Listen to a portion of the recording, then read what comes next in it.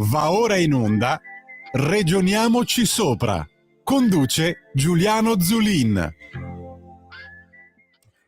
Bentornati e ben ritrovati qui a Regioniamoci sopra. Giuliano Zulin con voi, Radio Libertà. Come sempre il nostro tema chiave, clou, cult è quello dell'autonomia differenziata. La settimana scorsa avevamo un po' analizzato, la sentenza della Corte Costituzionale per i ricorsi presentati da 4 regioni, ovvero Campania, Toscana, Sardegna Campania, Toscana, Sardegna e Puglia. Scusate, mi sono dimenticato della Puglia, che alcuni sono stati accolti, altri no. Mi ricordo che avevamo fatto poi un titolo quasi calcistico, pallavolistico, a livello di basket, insomma, 14 dichiarazioni di illegittimità costituzionale per la legge Calderoli, la famosa legge 86, ma nello stesso tempo 13 dichiarazioni di non fondatezza per i ricorsi presentati e addirittura 25 dichiarazioni di inammissibilità degli stessi ricorsi presentati. Quindi alla fine avevamo detto che la partita tra autonomia e non autonomia era finita 38-14 per gli autonomisti, per cui di fatto non c'è nessuna distruzione delle leggi Calderoli, anzi c'è una individuazione del percorso da scegliere e da seguire per attuare finalmente, dopo 23 anni, il titolo quinto della riforma costituzionale, che lo ricordiamo sempre, cambiato dal centro-sinistra e confermato dal voto degli italiani, 11 milioni di italiani nell'autunno del 2001, per avviare questa regionalismo differenziato, autonomia differenziata. Poi c'è stata la settimana scorsa il parere della Cassazione che di fatto ha detto che il 1.300.000 firme raccolte per il referendum che chiede l'abrogazione intera delle leggi Calderoli sono state accolte. Questo non vuol dire che si andrà a referendum, in quanto fino al 20 gennaio la stessa Corte Costituzionale dovrà esprimersi dicendo sì, effettivamente il quesito presentato che punta all'abrogazione dell'intera legge è chiaro, non si contraddice e quindi può essere sottoposto a giudizio degli italiani, che in quel caso sarebbero chiamati a votare tra il 15 aprile e il 15 giugno del 2025. Manca ancora tanto, i partiti politici, le organizzazioni sindacali, i promotori del referendum, ognuno dice la propria. Noi ovviamente non sappiamo nulla perché a rigor di logica, in teoria, se la Consulta ha detto che la legge Calderoli è costituzionale, va cambiata in alcuni punti e i cambiamenti devono essere fatti considerando poi che gran parte di questa legge che è in Costituzione, quindi non so come possa essere incostituzionale e come possa essere sottoposta a referendum. Ma secondo punto, sono contenuti anche degli elementi tributari dentro, perché si parla di compartecipazione di gettiti fiscali che dovrebbero rimanere appunto nei territori, nelle regioni e non finire allo Stato per gestire alcune materie che potrebbero essere affidate in gestione appunto alle regioni che le richiedono. Ecco, di solito la Costituzione non prevede referendum su quesiti tributari, però chi lo sa. Noi diciamo semplicemente, notiamo invece semplicemente un cambiamento. Un cambiamento su cosa? Sul fatto che alcuni di quelli che hanno fatto il diavolo a 4 per chiedere l'abrogazione della legge Calderoli, hanno presentato anche i ricorsi contro la legge Calderoli, adesso frenano molto sul referendum. E mi riferisco in particolare ad alcuni esponenti del territorio campano. Intanto c'è stato il presidente dell'Unione Industriale della Campania, Iannotti Pecci, che di fatto ha detto: guardate, a me lui non è mai stato favorevole alla legge Calderoli, ma non per altro, ma perché secondo lui è sbagliato a monte la riforma del titolo quinto, che ricordiamo sempre è stato votato 4 giorni prima delle elezioni del 2001 o pochi giorni prima delle elezioni del 2001, con 4 voti di maggioranza dal centro-sinistra, solo perché in teoria volevano prendere qualche voto in più alla Lega nel 2001, che era l'unica che portava avanti diciamo una proposta di riforma autonomistica regionalistica. E quindi appunto dicevo il presidente dell'Unione Industriali Campani, Janotti Pecci, dice appunto che non bisogna andare al referendum, ma bisogna modificare la legge, in modo che non crei disparità, se questo è il suo punto di vista, no? E chiaramente, anche perché c'è un tema da dire: intanto il referendum poi per essere approvato, e per essere valido deve, come dire, garantire il 50% più 1 degli aventi diritto che vadano al voto e quindi bisogna portare a votare oltre più o meno 25.000.000 di italiani. 25.000.000 di italiani che, potrebbero andare a votare, ma, tra l'altro lo diciamo sempre, l'abbiamo detto più volte qui a Ragioniamoci Sopra, nel momento in cui venisse anche abrogata la legge Calderoli, perché metti che la consulta entro il 20 gennaio dica okay al referendum, metti che ci vada più del 50% più 1 degli elettori a votare, metti che vincano i sì, cosa succede? Succede che, la legge Calderoli che delinea un perimetro, un quadro di attuazione di un dettato di alcuni articoli della Costituzione sarebbe abrogata. In teoria bisognerebbe partire da zero, ma nello stesso tempo alcune regioni potrebbero chiedere direttamente l'autonomia in base a quanto descritto dalla Costituzione e avviare una trattativa personalizzata. A quel punto lì non sarebbe più previste, come adesso è previsto nella legge Calderoli, l'attuazione dei cosiddetti LEP, livelli essenziali di prestazione, ovvero che tutti i territori devono avere più o meno una base, uniforme di servizi che lo Stato e il territorio deve offrire, ovvero facciamo sempre il solito esempio noi, non so, le case di riposo, gli asili nido, ma anche, opere infrastrutturali, ferroviarie, insomma, per non parlare della sanità chiaramente, perché, diciamo che nella Costituzione del 2001 c'è scritto che i territori abbiano livelli essenziali di prestazione uniformi, ma nessuno l'ha mai attuata, lo ricordiamo sempre qui, perché gli unici che hanno provato ad attuarla per dare, livelli essenziali di prestazione uniformi in tutto il territorio nazionale, sono stati il governo Berlusconi, quello del 2008-2011, ministro Calderoli, e questo governo qua, che in carica da di fatto novembre fino a ottobre-novembre 2022 e che già è arrivato a produrre una legge che per la prima volta cerca di attuare un dettato costituzionale. Per cui è ovvio che la consulta abbia detto che alcuni punti, secondo la consulta ovviamente, adesso non è che sia il Vangelo, però è comunque il massimo organo che decide sulla costituzionalità dei provvedimenti, è ovvio che, poteva starci, che qualcosa non fosse corretto secondo il parere chiaramente dei giudici costituzionali.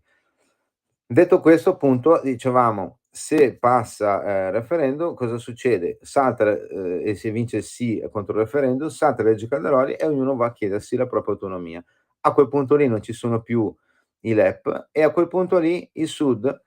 perde, secondo il mio modesto avviso, l'ultima occasione per agganciarsi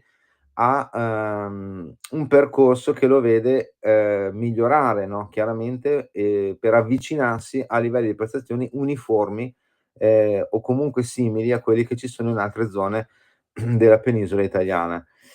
Ehm, Se qualcuno faccio questa parentesi, uno dei problemi grossi che ha il Sud, al di là, di magari di quelli che ognuno ritiene, è quello della emigrazione. C'è una grande fuga, ahimè, dai territori del sud, c'è una grande si prevede soprattutto in futuro che l'Italia nel 2050 perderà 4 milioni e mezzo di abitanti e 3,6 milioni dovrebbero essere, persi nelle regioni del sud. Ricordiamo che su 10 case, 4 su 10 appunto sono sfitte al sud, sono vuote. Cioè, stiamo parlando veramente di un impoverimento proprio di quelli basilari che sta alla base, perché se la casa è vuota vuol dire che non c'è nessuno, vuol dire che non c'è attività sociale, non c'è attività economica, non c'è futuro soprattutto. Ora, il fatto di, affidare delle funzioni amministrative in più a dei territori, a dei governatori, questo magari può portare intanto a come abbiamo sempre detto, una responsabilizzazione sull'uso delle risorse pubbliche, ma soprattutto può portare a, creare dei piani che guardino avanti, che guardino al futuro. Per cui il referendum, se uno c'è chi vuole il referendum, veramente, a mio modesto avviso, vuole, che le cose rimangano così come sono, che si perda altro tempo, ma mentre la politica o certa politica perde tempo, i cittadini del sud vanno via dal sud, vanno ma neanche al nord come succedeva magari negli anni '50, '60, '70. E domenica scorsa c'era un bellissimo reportage di emigrati con la valigia, su Rai 1, a tarda sera, che mostrava come queste persone che andavano via dal sud lasciando le famiglie era una roba tristissima. E se noi vogliamo che continui questa triste, percorso di gente che va via da territori che a loro avviso non, come dire, garantiscono certi servizi basilari, se noi vogliamo quello, allora va bene il referendum, ma va bene il sì al referendum, vuol dire che il Sud, ehm, finito il periodo, chiamiamolo aureo, del PNRR, che secondo Banca Italia potrebbe permettere un aumento del PIL del Mezzogiorno di 6 punti in 3, 4 anni, 6 punti di PIL in 3, 4 anni. L'abbiamo già visto nei dati Svimez che il Sud ha avuto una performance di crescita di PIL migliore rispetto a quelle del centro-nord nel 2023 e nei primi mesi del 2024, proprio grazie al PNRR. Ma nel momento in cui finisce il PNRR, quindi non ci sono più finanziamenti e progettualità, e cosa succede? Abbiamo fatto le grandi opere, magari, le infrastrutture, e poi non c'è più nessuno che le usa perché la gente è andata via, perché i servizi non ci sono. Questo è il tema, secondo me importante, su cui si deve riflettere. Anche Vincenzo De Luca, governatore della Campania, dice questo: "Ci auguriamo che questa battaglia per l'autonomia differenziata si concluda qui". La Corte Costituzionale, dice lui, ha svuotato la legge Calderoli, che non è vero, però la dice lui, ha detto che è inapplicabile. La mia opinione è che dovremmo fermarci, non è utile andare a rotta di collo a fare il referendum, sul quale deve comunque decidere ancora la Corte Costituzionale. Sarebbe ragionevole, dice Vincenzo De Luca, fermarci un attimo a ragionare su come sburocratizzare l'Italia, su come alleggerire e semplificare soprattutto la vita dei comuni e dei territori. E anziché ideologizzare questa battaglia, facciamo una battaglia utile ed efficace di modernizzazione del nostro paese, ha aggiunto il governatore, ribadendo che occorre concentrarsi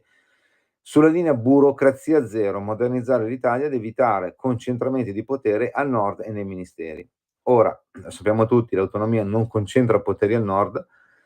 e quindi nemmeno nei ministeri. Si può ridiscutere, si può parlarne in Parlamento, ma se si ferma l'autonomia, ahimè, il Sud non va più avanti, anzi andrà ancora indietro. Se qualcuno vuole questo, si accomodi pure. Adesso noi ci sentiamo una canzone, ci risentiamo fra pochissimo con 2 numeri importanti su quanto vale l'autonomia, veramente interessanti. A fra poco, ciao.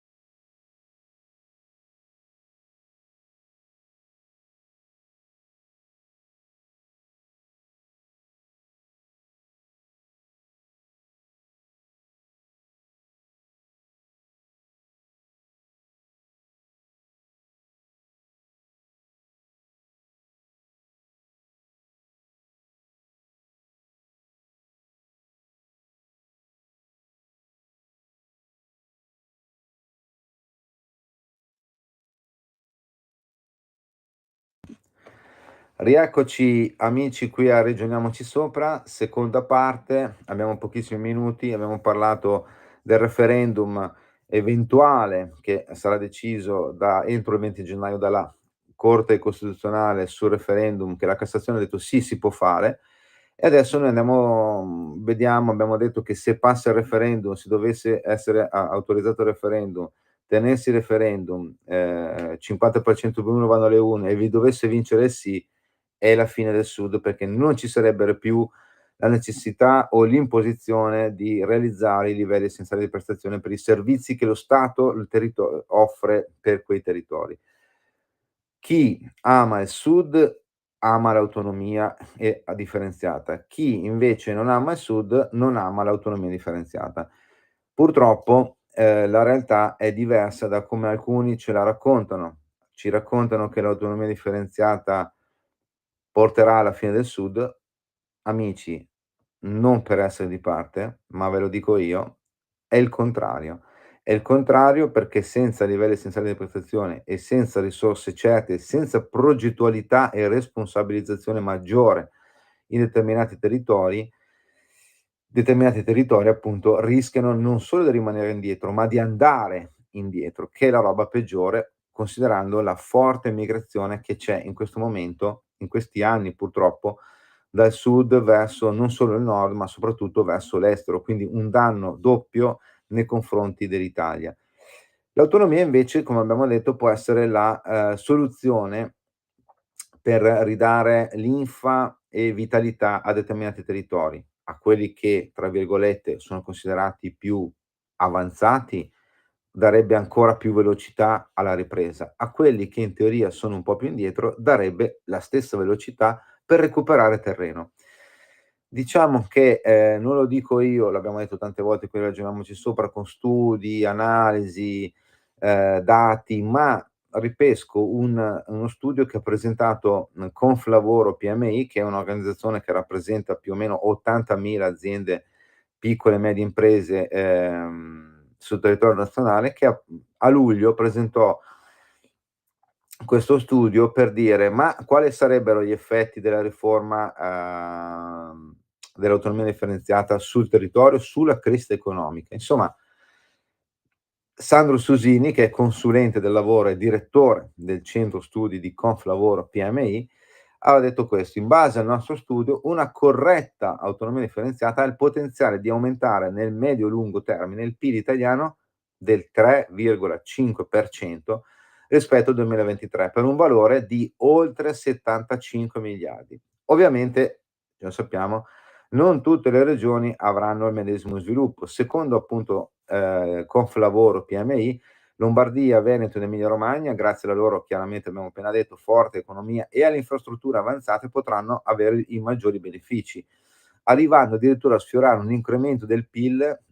in base a quello attuale di addirittura 4,5% in più. Altre regioni invece, come il Lazio e la Toscana, potrebbero vedere benefici intorno al 3%.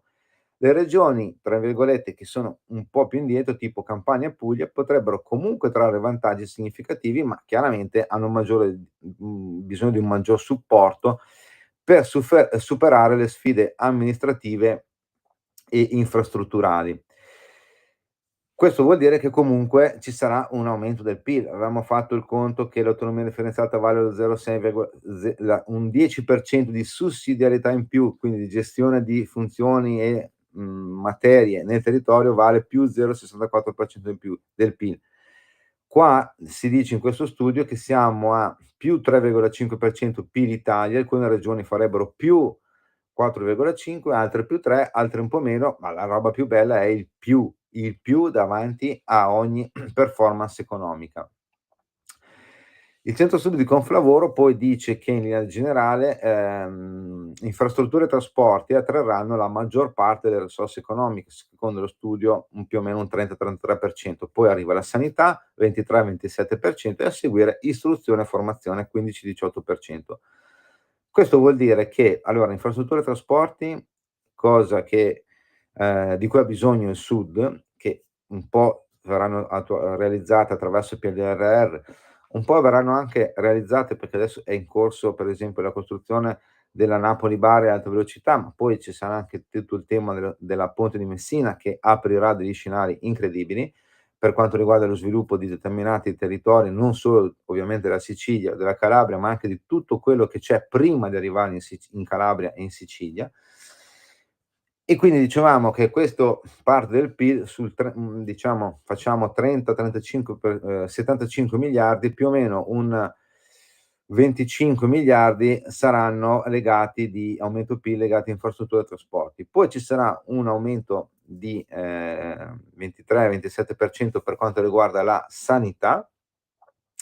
il che vuol dire una ventina di miliardi, addirittura un po' di più rispetto a quelli che son previsti nel PNRR, perché ricordiamo che il PNRR, quante R c'ha lo sa solo Dio,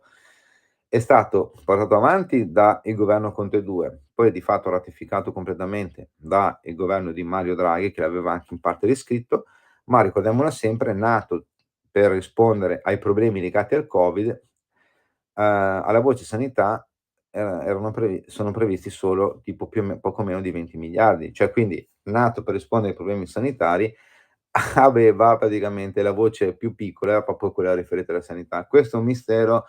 che rimarrà negli annali della storia, ma andiamo avanti. Ripeto, l'autonomia differenziata può rispondere a questi problemi legati alla sanità, che sappiamo benissimo spinge molte persone